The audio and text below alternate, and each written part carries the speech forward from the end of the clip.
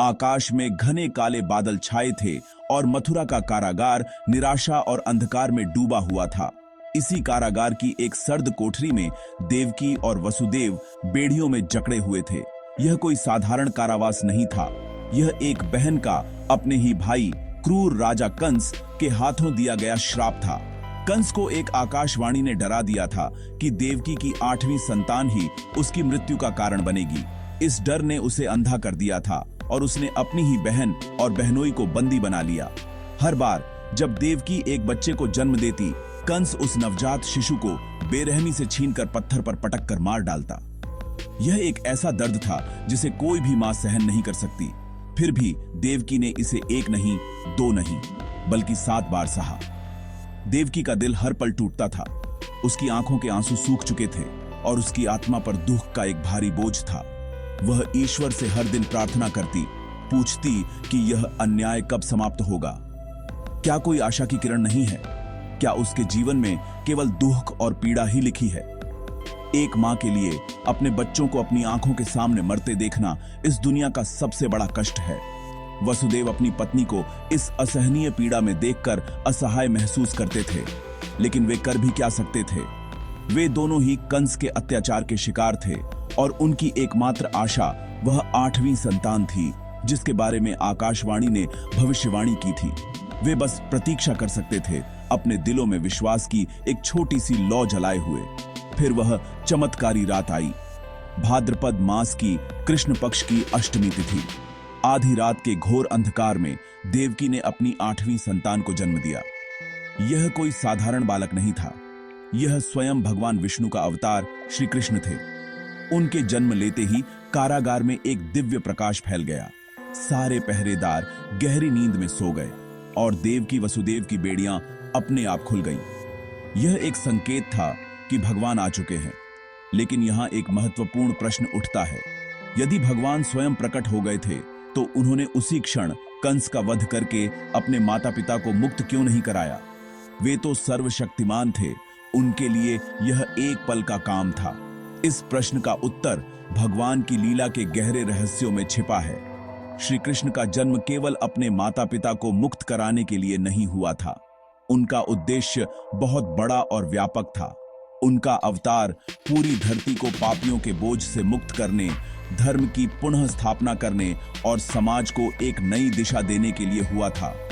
यदि वे जन्म लेते ही कंस का वध कर देते, तो यह केवल एक व्यक्तिगत प्रतिशोध की कहानी बनकर रह जाती।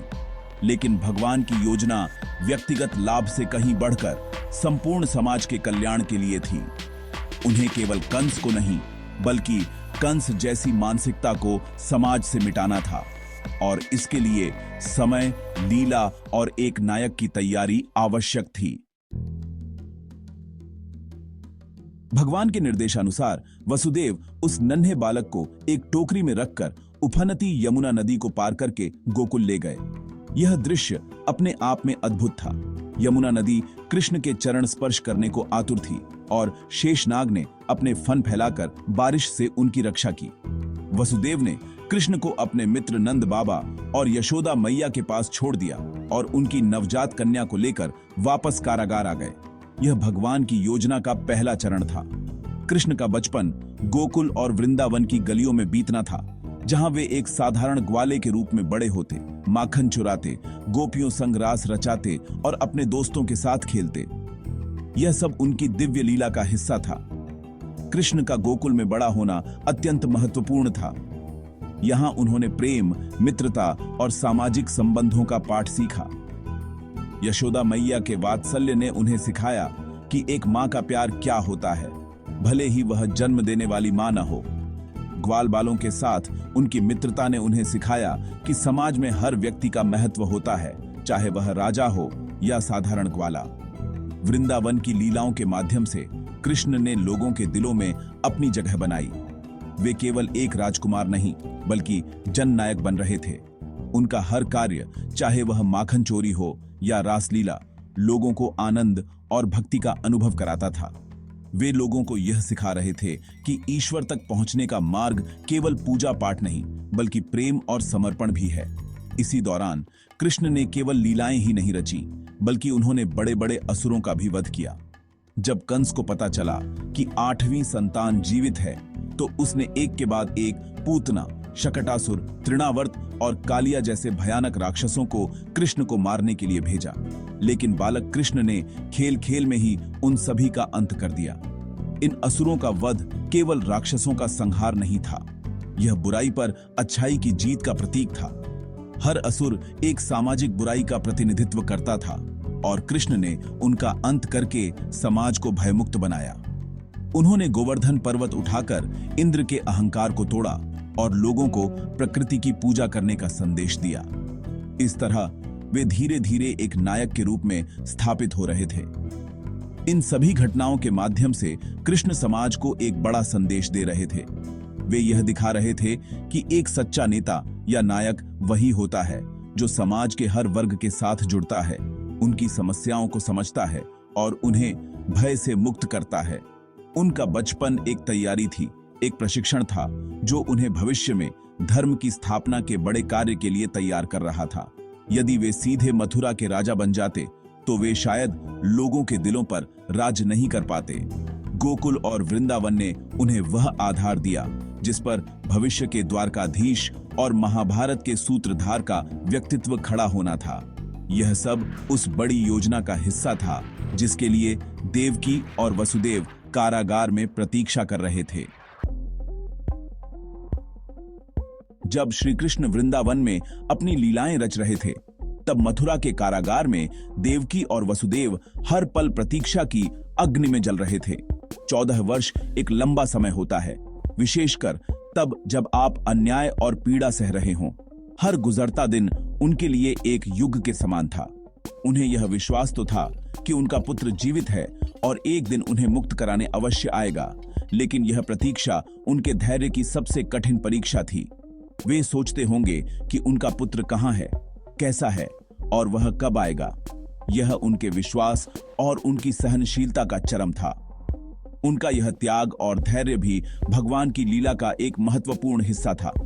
देवकी और वसुदेव का धैर्य हमें सिखाता है कि कभी-कभी जीवन में हमें सिर्फ विश्वास रखकर सही समय की प्रतीक्षा करनी पड़ती है। भगवान की योजनाएं हमेशा हमारी समझ से परे होती हैं। हो सकता है कि हमें लगे कि हमारे साथ अन्याय हो रहा है और हमारी प्रार्थनाएं अनसुनी की जा रही हैं, लेकिन सत्य यह है कि हर घटना के पीछे एक गहरा उद्देश्य छिपा होता है। देवकी का दुख व्यर्थ नहीं जा रहा था। उनकी पीड़ा उस क्रांति की नींव रख रही थी जो मथुरा में आने वाली थी। उनका धैर्य समाज को यह संदेश दे रहा था कि अधर्म कितना भी शक्तिशाली क्यों न हो, अंत में जीत धर्म और सत्य की ही होती है। बस हमें विश्वास नहीं खोना चाहिए। दूसरी ओर श्री कृष्ण भी सही समय की प्रतीक्षा कर रहे थे। एक नायक को परिपक्व होने के लिए समय चाहिए होता है। कृष्ण को न केवल शारीरिक रूप से बल्कि मानसिक और सामाजिक रूप से भी उस भूमिका के लिए तैयार होना था। उन्हें लोगों का विश्वास जीतना था, अपने पराक्रम को सिद्ध करना था और एक ऐसे नेता के रूप में उभरना था जिसके पीछे पूरा समाज खड़ा हो सके। यदि वे एक बालक के रूप में कंस का वध कर देते तो शायद लोग इसे एक चमत्कार मानकर भूल जाते, लेकिन जब एक युवा योद्धा के रूप में उन्होंने कंस को चुनौती दी तो यह एक क्रांति का प्रतीक बन गया। यह अन्याय के खिलाफ एक संगठित विद्रोह था जिसका नेतृत्व एक योग्य नायक कर रहा था। समय का चक्र घूम रहा था और कंस का पाप का घड़ा भर रहा था। उसके अत्याचार बढ़ते जा रहे थे और प्रजा का असंतोष भी चरम पर पहुंच रहा था। एक सफल क्रांति के लिए यह आवश्यक है कि समाज भी बदलाव के लिए तैयार हो। कृष्ण की वृंदावन लीलाओं और असुरों के वध की कहानियां मथुरा तक पहुंच रही थीं और लोगों के मन में एक आशा की किरण जाग रही थी। वे कृष्ण को अपने भावी उद्धारकर्ता के रूप में देखने लगे थे। इस प्रकार कृष्ण ने न केवल खुद को तैयार किया बल्कि उन्होंने समाज को भी उस बड़े परिवर्तन के लिए मानसिक रूप से तैयार किया। यह समय की मांग थी और भगवान हमेशा सही समय पर ही कार्य करते हैं। आखिरकार वह दिन आ ही गया। श्री कृष्ण अपने भाई बलराम के साथ मथुरा पहुंचे। अब वे नन्हे कान्हा नहीं बल्कि एक शक्तिशाली और आत्मविश्वास से भरे युवा थे। उनका मथुरा में प्रवेश केवल एक आगमन नहीं था बल्कि यह जुल्म के शासन के अंत की घोषणा थी। उन्होंने कंस के भेजे हुए शक्तिशाली पहलवानों चांडूर और मुश्तिक को धूल चटा दी और फिर उस राजसभा में पहुंचे जहां कंस अपने सिंहासन पर बैठा कांप रहा था। श्री कृष्ण ने कंस को उसके सिंहासन से खींचकर नीचे गिराया और केवल कुछ ही क्षणों में उसका वध कर दिया। जिस कंस के डर से पूरी मथुरा कांपती थी, वह एक युवक के हाथों मारा गया। यह धर्म की अधर्म पर विजय का एक ऐतिहासिक क्षण था। कंस का वध होते ही श्री कृष्ण और बलराम सीधे उस कारागार की ओर दौड़े जहां उनके माता पिता 14 वर्षों से बंदी थे। जब उन्होंने अपने माता पिता देवकी और वसुदेव को बेड़ियों में जकड़े देखा तो उनकी आंखों में आंसू आ गए। उन्होंने तुरंत उनकी बेड़ियां तोड़ी और उन्हें मुक्त कराया। 14 वर्षों की लंबी प्रतीक्षा के बाद एक मां अपने पुत्र से मिल रही थी। देवकी ने जब अपने पुत्र को गले लगाया तो उनके सारे दुहक, सारी पीड़ा आंसुओं में बह गई। वह क्षण शब्दों में बयां नहीं किया जा सकता। यह एक मां के धैर्य, एक पुत्र के कर्तव्य और भगवान के न्याय का मिलन था। यह मुक्ति केवल शारीरिक नहीं थी, बल्कि भावनात्मक और आत्मिक भी थी। इस कथा का सार यही है कि जीवन में धैर्य, विश्वास और सही समय की प्रतीक्षा का बहुत महत्व है। आज के इस तेज तर्रार जीवन में हम सब कुछ तुरंत चाहते हैं। जब हमें तुरंत परिणाम नहीं मिलते तो हम निराश हो जाते हैं और भगवान पर से हमारा विश्वास डगमगाने लगता है। लेकिन श्री कृष्ण की यह कथा हमें सिखाती है कि भगवान की चक्की धीरे चलती है पर पीसती बहुत बारीक है। हो सकता है कि हमारी समस्याओं का समाधान तुरंत न मिले, लेकिन इसका मतलब यह नहीं है कि भगवान हमारी सुन नहीं रहे हैं। वे सही समय की प्रतीक्षा कर रहे होते हैं, जब समाधान न केवल हमारे लिए बल्कि व्यापक रूप से सभी के लिए कल्याणकारी हो। अंततः यह कहानी हमें एक गहरा प्रेरक संदेश देती है। जीवन में चाहे कितनी भी कठिनाइयां क्यों न आए, हमें कभी भी उम्मीद नहीं छोड़नी चाहिए। देवकी और वसुदेव की तरह हमें भी अपने विश्वास पर दृढ़ रहना चाहिए। सत्य और धर्म का मार्ग कठिन हो सकता है, उसमें परीक्षाएं हो सकती हैं, लेकिन अंत में जीत हमेशा उन्हीं की होती है। भगवान हमारी मदद करने अवश्य आते हैं, लेकिन वे अपने समय और अपने तरीके से आते हैं।